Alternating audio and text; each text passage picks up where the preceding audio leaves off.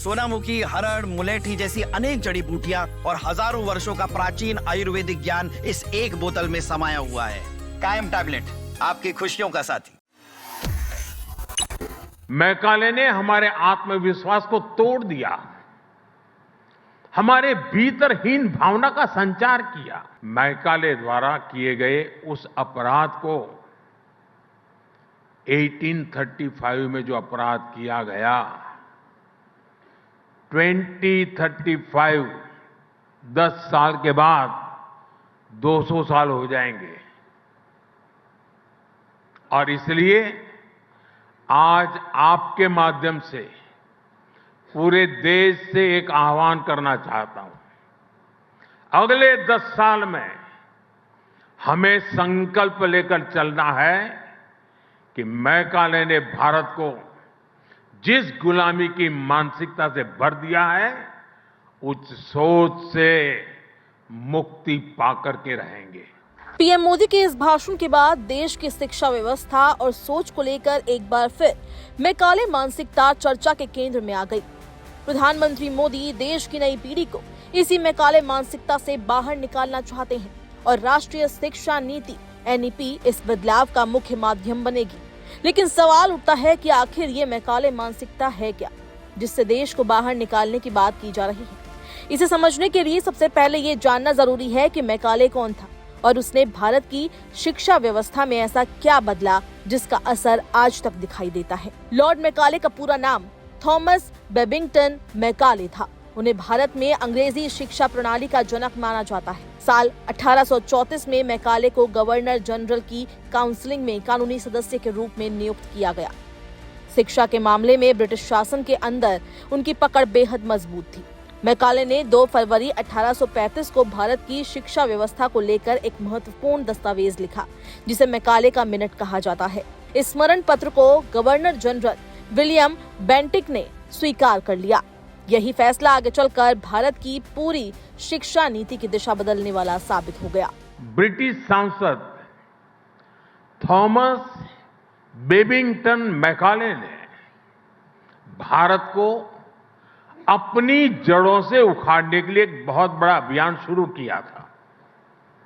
उसने ऐलान किया था, मैं ऐसे भारतीय बनाऊंगा, वो दिखने में तो भारतीय होंगे लेकिन मन से अंग्रेज होंगे। और इसके लिए मैकाले ने भारतीय शिक्षा व्यवस्था में आमूलचूल परिवर्तन नहीं बल्कि उसका समूल नाश कर दिया। मैकाले का स्पष्ट उद्देश्य था ऐसे भारतीय तैयार करना जो रंग और शरीर से भारतीय हो, लेकिन सोच, भाषा और मूल्यों में अंग्रेज हो। इसी सोच के तहत उन्होंने भारतीय भाषाओं और पारंपरिक ज्ञान प्रणालियों को कमतर बताया। इस फैसले के बाद संस्कृत और अरबी आधारित शिक्षा को पीछे धकेल दिया गया। सदियों से चली आ रही गुरुकुल प्रणाली को मान्यता मिलना बंद हो गई। उनकी जगह अंग्रेजी माध्यम के स्कूल, कॉन्वेंट शिक्षा और पश्चिमी पाठ्यक्रमों को बढ़ावा दिया गया। मैकाले का मानना था कि अंग्रेजी भाषा भारतीय भाषाओं की तुलना में अधिक उपयोगी और व्यवहारिक है। इसी सोच ने भारतीय समाज में अंग्रेजी को श्रेष्ठ और बुद्धिमत्ता का प्रतीक बना दिया। मैकाले ने शिक्षा के क्षेत्र में डाउनवर्ड फिल्ट्रेशन थ्योरी दिया, जिसके तहत समाज के उच्च और मध्यम वर्ग के एक छोटे हिस्से को अंग्रेजी शिक्षा देकर एक ऐसा वर्ग तैयार किया जाना था जो ब्रिटिश शासन और आम जनता के बीच सेतु का काम करे। यहीं से जन्म लेती है मैकाले मानसिकता। इसका मतलब है अपनी भाषा और संस्कृति को कमतर समझना, भारतीय ज्ञान परंपरा को पिछड़ा मानना, पश्चिमी सोच को श्रेष्ठ मानना और अंग्रेजी भाषा को बुद्धिमत्ता और सफलता का पैमाना मान लेना। ब्रिटिश शासन के दौरान थोपी गई ये सोच आज भी शिक्षा, प्रशासन और समाज के कई हिस्सों में दिखाई देती है। प्रधानमंत्री नरेंद्र मोदी कई बार सार्वजनिक मंचों से इस मानसिकता से देश को मुक्त करने की बात कर चुके हैं। उनका मानना है कि भारत को आत्मनिर्भर और आत्मविश्वासी बनाने के लिए गुलामी की इस सोच से बाहर निकलना जरूरी है। प्रधानमंत्री के अनुसार राष्ट्रीय शिक्षा नीति 2020 इसी दिशा में एक बड़ा कदम है। ये नीति स्कूल, उच्च और तकनीकी शिक्षा में व्यापक बदलाव की बात करती है। प्रधानमंत्री मोदी ने देशवासियों से आह्वान किया है कि वे थॉमस मैकाले द्वारा थोपी गई गुलामी की मानसिकता से देश को मुक्त करने का संकल्प लें।